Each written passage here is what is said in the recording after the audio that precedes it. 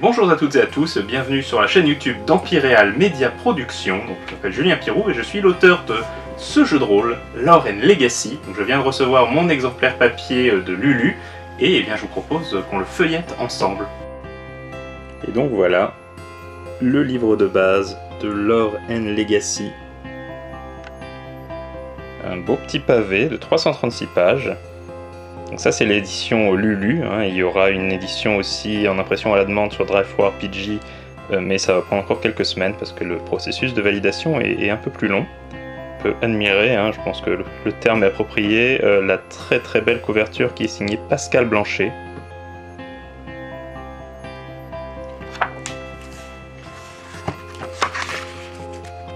La table des matières, hein, qui est bien remplie.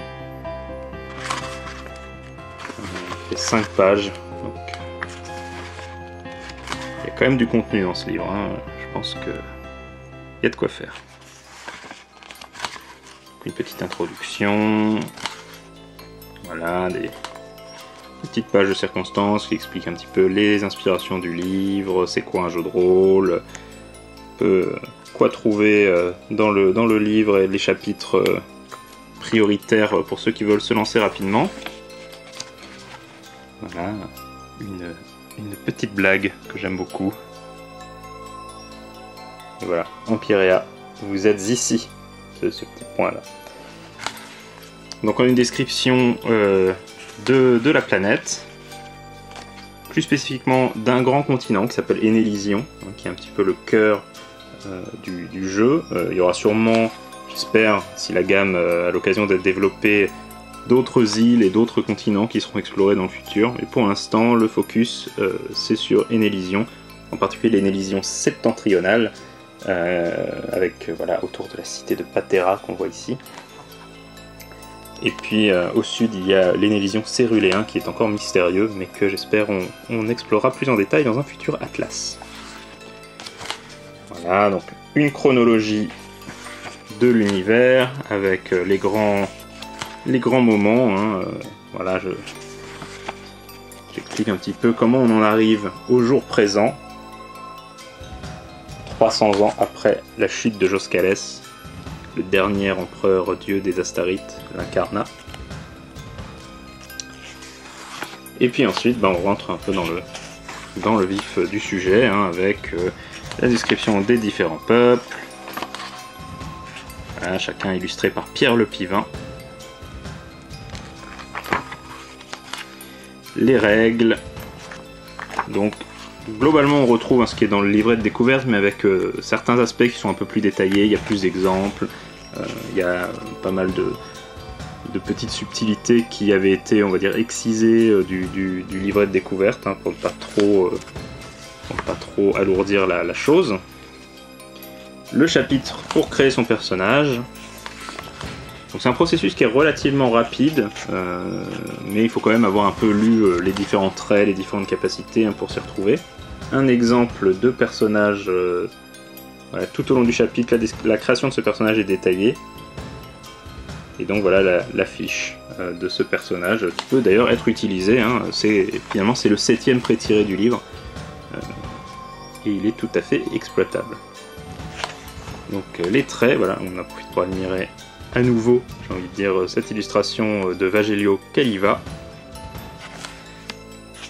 Les traits, là c'est Bexlow qui a dessiné, qui a fait l'illustration de ce chapitre.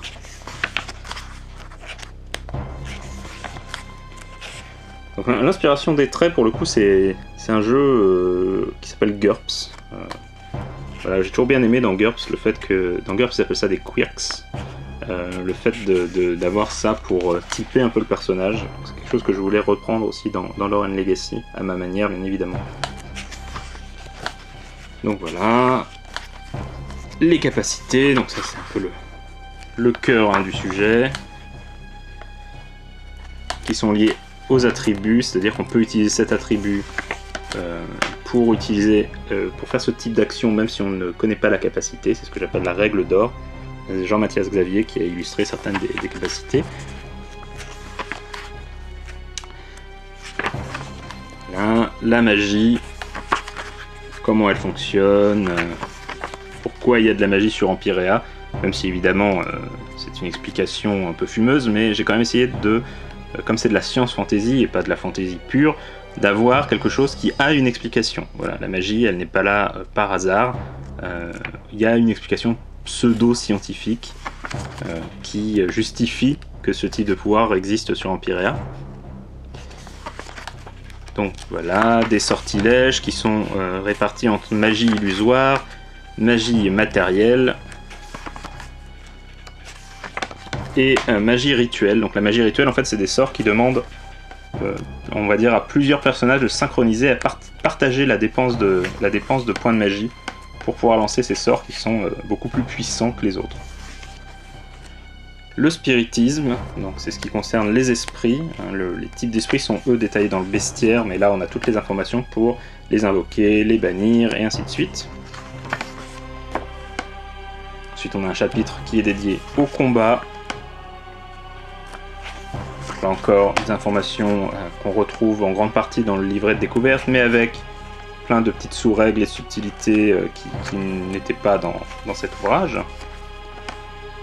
Les objets, l'équipement, des tableaux d'objets, des armes, des armures. Bon, Science Fantasy oblige, il n'y a pas que des épées et des boucliers, il y a aussi des armes à feu. Tout ce qui est l'arcanothèque, donc l'arcanothèque ce sont ces reliques tellement anciennes qu'elles sont perçues comme étant des objets magiques.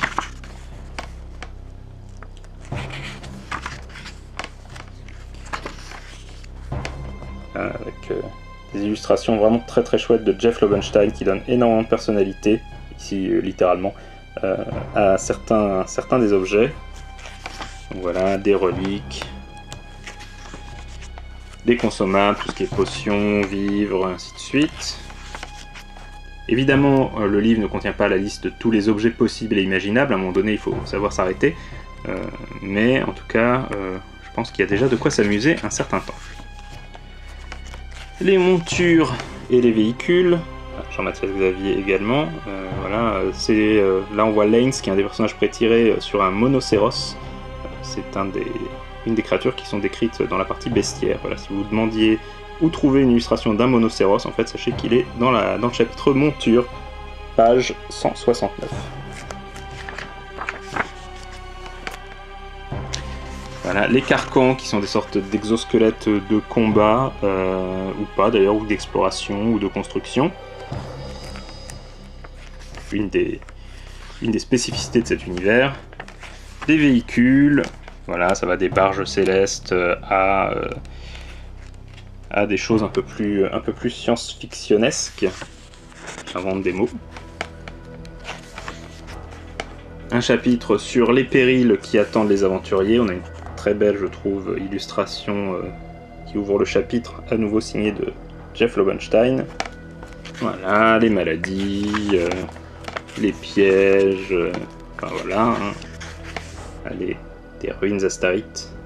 Le making-of de cette illustration, vous avez pu le voir sur la chaîne également. Donc une illustration de Jean-Mathias Xavier.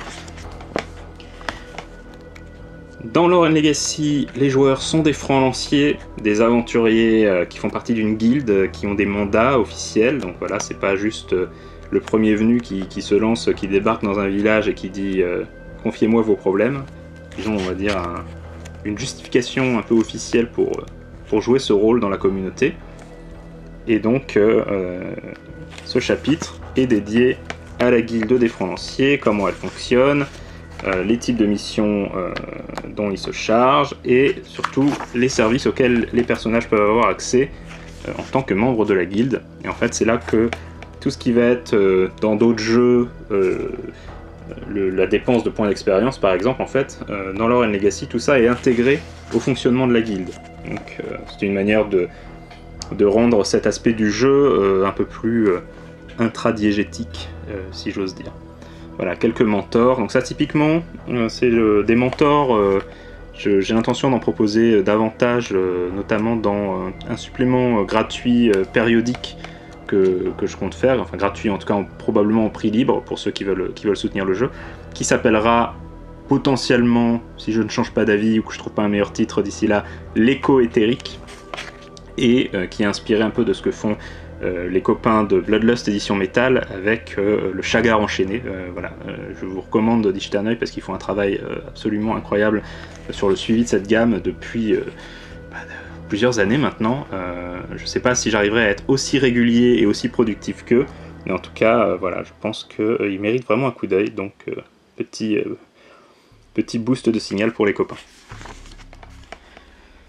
Et un chapitre dédié à la grande ville, Patera, un peu le cœur des aventures hein, de Lore and Legacy. C'est de là que partent beaucoup d'expéditions. Voilà, donc avec toute la région aussi qui l'entoure, c'était pour proposer un cadre de jeu un peu plus détaillé, même si il y aura un atlas sur le reste du continent. Pour moi, c'était quand même important de proposer déjà de quoi faire pour les joueurs et pour les meneurs de jeu, pour déjà lancer des aventures dans cette région. Quelques personnages emblématiques et des aventures. Donc voilà, ça aussi c'est quelque chose qui était important pour moi parce que je pense que dans un jeu de rôle, c'est pas évident de se lancer quand on découvre un nouveau jeu, qu'on est MJ par exemple, et qu'on n'a pas d'aventure clé en main à utiliser, c'est parfois un peu compliqué. Donc il y a 3 aventures, plus ou moins complexes. Voilà, une aventure qui est un peu de l'investigation, une aventure qui va être plutôt de l'aventure plus classique, du voyage, voilà. Et une 3e aventure qui est plus du dungeon crawl, même s'il y a quand même un aspect social, puisqu'il y a tout un groupe de PNJ avec lequel les joueurs vont auront maille à partir. Ça je ne vous le montre pas, c'est un spoiler.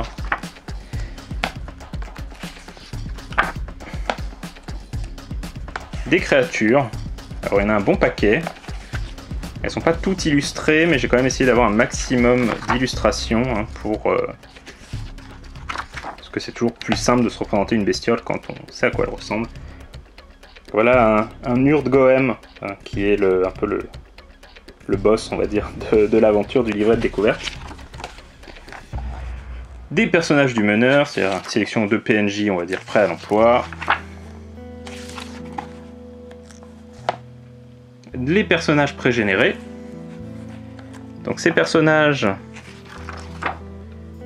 on retrouve les 4 du livret de découverte et deux autres personnages qui sont un peu plus avancés, c'est-à-dire on va dire le profil un peu voleur et le profil chaman. Donc voilà, donc 6 personnages en tout et 7 évidemment si on rajoute celui qui sert d'exemple à la création de personnages. Une feuille vierge. Et puis à la fin, les dernières pages qui restaient sont consacrées à un récapitulatif des différentes tables. Et à nouveau, la fameuse table des multiples si pratique. Et donc voilà. Voilà le livre de base de Lore and Legacy. Voilà, j'en suis très très fier. Je trouve qu'il a vraiment une bonne tête. Et voilà, j'espère que ça vous a plu et que ça vous donnera aussi envie d'acquérir ce jeu et d'y jouer. Et si jamais j'ai le plaisir de vous croiser en convention, eh bien j'ai tout un espace là pour vous faire une belle dédicace si vous le souhaitez. Donc Lore and Legacy est disponible en impression à la demande sur Lulu, ainsi qu'en PDF, à la fois sur Lulu, sur Drive2RPG, sur Itch.io et sur la boutique Casus Belli. Et si vous voulez découvrir le jeu, bien, je vous recommande le visionnage de notre Actual Play avec plusieurs anciens collègues de No Life. Donc voilà, c'est aussi sur cette chaîne YouTube. Merci beaucoup.